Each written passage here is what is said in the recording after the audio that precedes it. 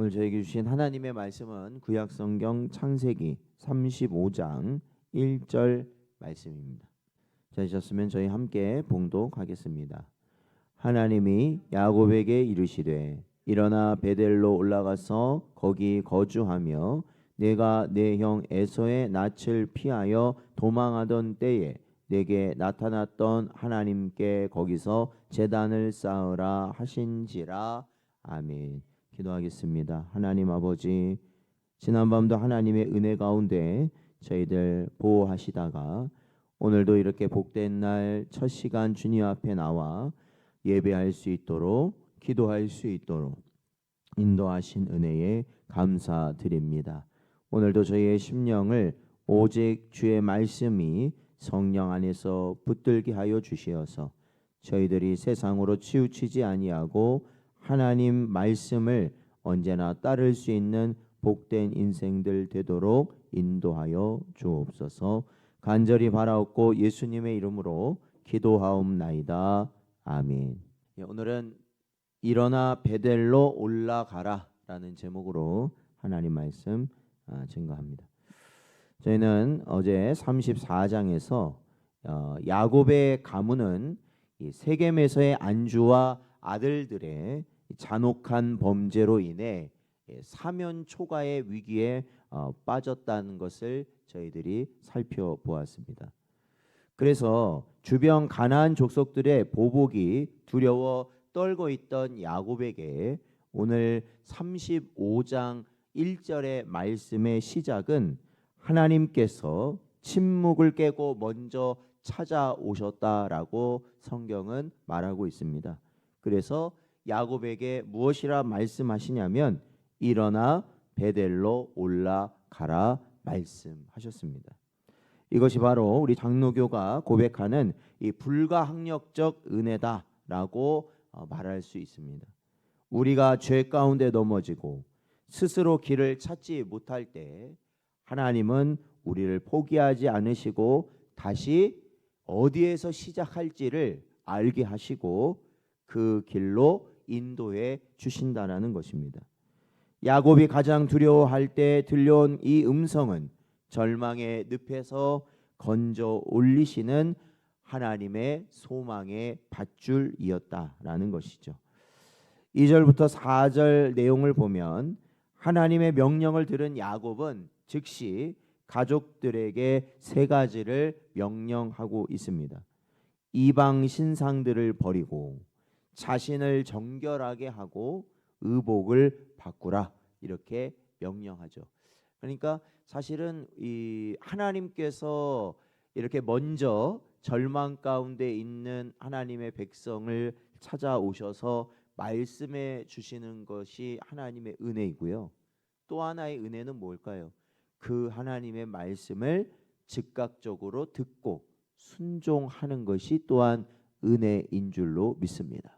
그래서 성경은 우리에게 듣는 귀와 듣는 마음을 주시는 분이 누구시라고 말하고 있냐면 하나님이시다라고 말씀하고 있습니다. 그래서 야곱은 하나님의 말씀을 듣자마자 그들 안에 있는 이방 우상들을 버리게 하고 그리고 그들 자신을 정결하게 하며 입고 있던 옷을 바꾸라, 이렇게 명령합니다. 이것은 단순히 외적인 변화가 아니라 바로 전적 타락한 옛 자아를 버리는 참된 회개의 과정을 보여주고 있다라고 말할 수 있습니다. 야곱의 가족들은 귀에 있는 고리까지 다 빼어서 야곱에게 주었고 야곱은 그것들을 상수리 나무 아래에 다 묻어 버렸다라는 것이죠. 그러므로 사랑하는 성도 여러분, 사도 바울은 이렇게 우리에게 말합니다. 로마서 12장 2절 말씀을 보면 너희는 이 세대를 본받지 말고 오직 마음을 새롭게 함으로 변화를 받아 하나님의 선하시고 기뻐하시고 온전하신 뜻이 무엇인지 분별하도록 하라 말하고 있습니다. 그러므로 사랑하는 성도 여러분, 우리가 하나님 앞에 나아갈 때는 우리가 세상의 생각이나 또한 우리가 하나님보다 더 의지하고 더 바라보고 원하는 것들을 어떻게 해야 됩니까? 다 묻어버려야 된다라는 거예요. 그러면 이 야곱은 상수리 나무 아래에 묻었다면 우리는 어디에 묻어야 되겠습니까? 우리를 위해 죽으신 예수 그리스도의 십자가 아래에 우리는 옛것을 다 묻어버리고 우리가 오직 보혈의 공로를 의지함으로 하나님 아버지께 나아가야 되는 줄로 믿습니다. 바로 그 길을 오늘 말씀을 통해 우리에게 보여주고 있는 것이죠. 5절에 보니까 야곱 일행이 출발했을 때 하나님께서는 사면 고울들로 크게 두려워하게 하셨다라고 말씀은 우리에게 증거하고 있습니다. 야곱은 사실은 그 가나안 족속들이 자신을 공격할까 봐 두려워했거든요.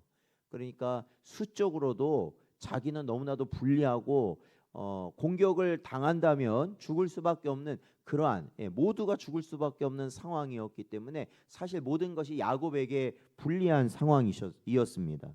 그런데 그러함에도 불구하고 하나님께서 베델로 올라가라 하셨을 때 어떻게 했습니까? 야곱은 정신 차리고요. 다시 그 말씀을 붙들고 베델로 올라갔거든요. 그런데 그럴 때 어떤 은혜가 있었는가? 하나님께서 이 야곱 족속이 움직일 때 오히려 가나안 백성들이 더 두려워 떨게 만드셨다라는 것이에요. 그들에게 두려움이 엄습하도록 하셨다라는 겁니다.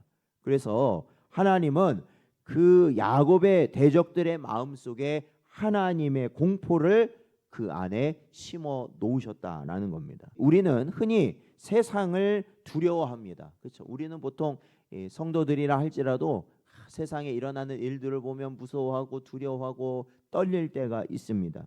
그러나 중요한 것은요, 실상 세상이 두려워하는 것은요, 우리의 모습을 두려워하진 않는다. 교회의 모습을 두려워하지 않는 거예요.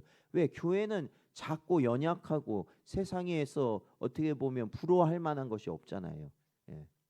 그런데 무엇을 세상이 두려워하냐면 교회와 성도와 함께 하시는 하나님을 그들은 두려워한다라는 것이죠. 그러니까 우리가 세상에서 두려워할 만한 부를 교회가 쌓는 것, 아니면 권세를 교회가 갖는 것, 아니면 그러한 유명세를 갖는 것은 사실은 오히려 말씀에 어떻게 되는 거예요? 역행하는 거라는 것이죠. 교회는 항상 어떠한 곳이 돼야 돼요? 보여지는 것은 약해야 돼요. 세상 사람들이 부러워할 만한 것이 없어야 된다고요. 그런데 오히려 교회는 어떠한 곳이 되어야 되느냐? 하나님이 함께 하시는 곳이 되어야 된다. 그것이야말로 이 세상 가운데 우리가 빛과 소금으로서의 온전한 역할을 감당하게 되는 길인 줄로 믿습니다. 시편 118편 6절 말씀을 보면 여호와는 내 편이시라 내가 두려워하지 아니하리니 사람이 내게 어찌할까. 믿으십니까? 하나님이 내 편이시면 우리는 그 무엇도 두려워할 것이 없다라는 것이죠. 이 시편의 고백처럼 성도가 거룩을 회복하고 순종의 길을 떠날 때 하나님께서는 친히 그 백성의 방패가 되어 주시는 줄로 믿습니다. 7절에서 15절 말씀을 보면 베델에 도착한 야곱은 단을 쌓고 그곳을 엘 베델이라 불렀습니다. 이 베델이라는 것이 하나님의 집인데, 즉 이곳이 베델의 하나님, 베델의 하나님이라는 뜻으로 엘 베델이라 이름을 붙였죠. 여러분, 이곳은 장소로서의 교회가 아니라 그곳에 계신 하나님께 온전히 집중하게 된 것이에요. 맞아요. 우리가 이 교회당에, 옛날에 교회당이라고 그랬습니다. 그러니까 사실은 이곳에서 우리가 가장 중요하게 봐야 될 것은 무엇이에요? 하나님이 함께 하신다는 것에 가장 중요한 것이에요. 그래서 초가 삼간이 됐던, 그리고 저 들녘이 됐던, 산중이 됐던, 어떤 시냇가가 됐던 간에 그곳에 우리가 모여서 예배할 때 가장 중요한 것은 하나님이 함께 하시는 것에 우리가 그 중심이 맞춰져 있다라는 것입니다. 그래서 하나님께 집중하는 것이야말로 가장 성도의 큰 본분이라 할 수 있습니다. 하나님은 다시 야곱에게 복을 주시며 이스라엘이라는 이름을 재확인시켜 주시는 말씀이 10절에 나옵니다.